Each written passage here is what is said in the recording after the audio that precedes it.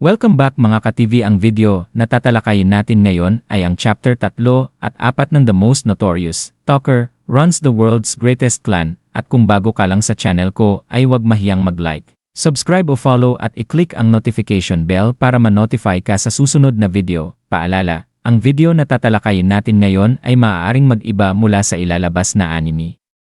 Hindi ko inaangkin ang mga drawing o anumang materyales na ipapakita. Ang layunin ko ay magpakita ng suporta at magbigay ng impormasyon tungkol dito. Ang lahat ng kredito ay nananatili sa mga orihinal na may-ari. Maraming salamat, si Noel, isang batang seeker na determinado na maging pinakamalakas.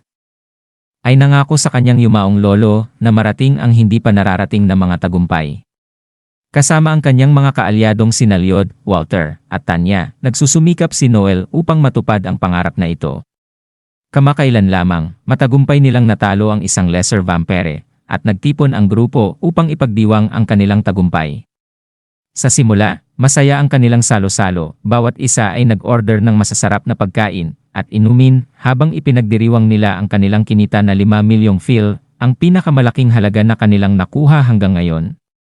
Kontento sina Walter, Lloyd, at Tanya sa kanilang gantimpala. Ngunit sa pakiramdam ni Noel, dapat sana'y nakipagnegosasyon sila para sa mas malaking halaga. Lalo na't mataas ang halaga ng mga materyales na kanilang nakuha. Gayunpaman, tutol ang iba sa ideyang ito, at iniwan ni Noel ang ideya ng may pag-aalangan. Habang nagdiriwang, unti-unting lumitaw ang hindi pagkakakontento ni Noel, at nauwi ito sa pagtatalo sa pagitan niya at ni Walter. Kinukutya ni Walter si Noel dahil sa tila kasakiman nito, habang kinamumuhian naman ni Noel ang pagiging makasarili ni Walter. Umigting ang kanilang alitan at nauwi sa pagpapalitan ng mga personal na insulto, kung saan kinukutya ni Walter si Noel na nag-uutos lamang mula sa likuran, at gumaganti naman si Noel sa pamamagitan ng pagbibintang na wala namang kakayahan si Walter sa laban.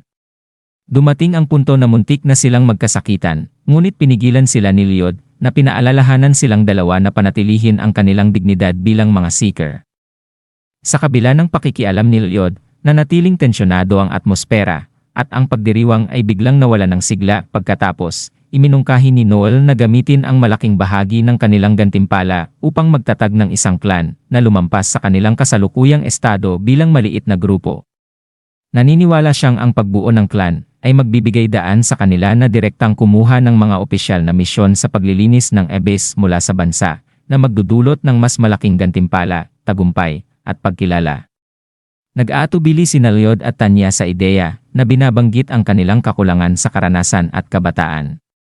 Ipinunto ni Tanya na, bilang mga kabataan, mga baguhan pa rin sila, at maaaring hindi nila magawang pamahalaan ng maayos ang isang clan. Gayunpaman, iginiit ni Noel na ang tunay na karanasan ay makakamit lamang sa aktwal na pamamahala ng isang clan, at ang paghihintay sa tamang oras ay magdudulot lamang ng pagkakatigil. Determinado siyang kumilos, kahit pa mga hulugan ito ng panganib ng kabiguan o pagkuha ng hindi pangkaraniwang landas. Binanggit pa ni Noel ang kanilang kalamangan dahil sa kanilang kabataan at itsura, na nagpapaliwanag na ang mga batang magagandang loob na seeker ay mas malamang na makakuha ng suporta mula sa bansa dahil nagsisilbi silang huwaran para sa publiko. Bagamat hindi komportable si Tanya sa paraang ito, pabor si Walter, na naiimpluwensyahan ng potensyal para sa mas malaking kita, katanyagan, at malayang pamumuhay. Sa huli, pumayag si Lloyd, ang pinuno ng kanilang grupo, at tinanggap na kailangan nilang magtatag ng clan sa hinaharap. Nagpasya ang grupo na magpulong sa ilang araw upang talakayin ang mga detalye, at gawing pinal ang kanilang mga plano. Gayunpaman, ang ambisyon at pag-asa ni Noel para sa hinaharap ay agad na naglaho.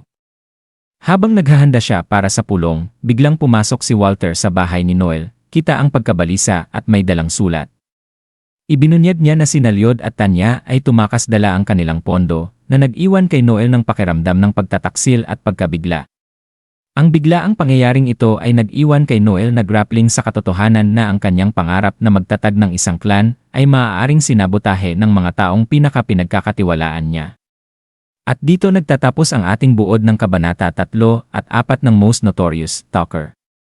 Mula sa bawat kwento, unti-unti nating nasaksihan ang paglago ng mga karakter at ang patuloy na paglalim ng kanilang mga laban at pagsubok. Habang bawat yugto ay nagbibigay ng mas maraming tanong at sagot. Nasasabik tayong makita kung ano ang susunod na mangyayari. Hanggang sa muli, sabay-sabay nating abangan ang susunod na kabanata ng kwentong ito, handa na sa mga bagong emosyon at laban na darating.